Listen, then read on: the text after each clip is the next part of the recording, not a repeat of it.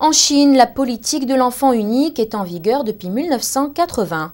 D'après un groupe de réflexion, il est temps de mettre un terme à cette politique controversée.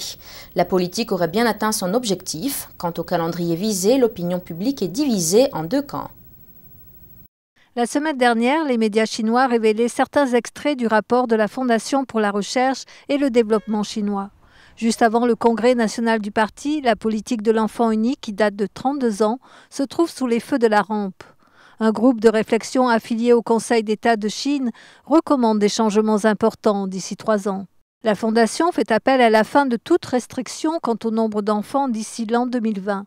Pour appuyer ces arguments, le rapport souligne, entre autres, le déséquilibre démographique, surtout des sexes, chez le peuple chinois. Dans le rapport, Li Jiamin de l'université de Nankai, spécialisée dans l'étude des populations, avoue, je cite, « Ce n'est qu'une question de solution plausible. L'instauration d'une politique de 2 enfants n'est plus, à présent, qu'une question de temps.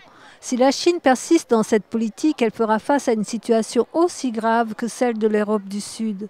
En Chine, les personnes âgées représenteront au moins 1/3 de la population d'ici 2050. » Fin des citations.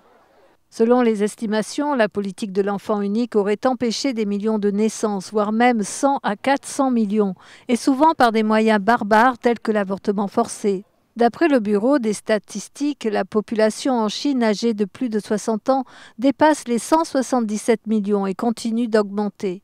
Le Comité national sur le vieillissement en Chine prédit que le chiffre aura atteint les 200 millions de personnes en 2013. Depuis longtemps, la population rurale a reçu la permission d'assouplir cette politique en autorisant une 2e naissance, surtout si l'aînée était une fille. Pour beaucoup, la question de perpétuer le nom de famille devient primordiale, d'où l'importance de la naissance d'un garçon. Puisque le rapport a été publié avant même que le congrès du parti ne siège, les autorités chinoises ne font aucun commentaire sur le problème. Certains démographes estiment qu'une approche graduelle serait plutôt probable, parce qu'en bout de ligne, la politique ne pourra prendre fin d'ici au lendemain. Nouvelle NTD.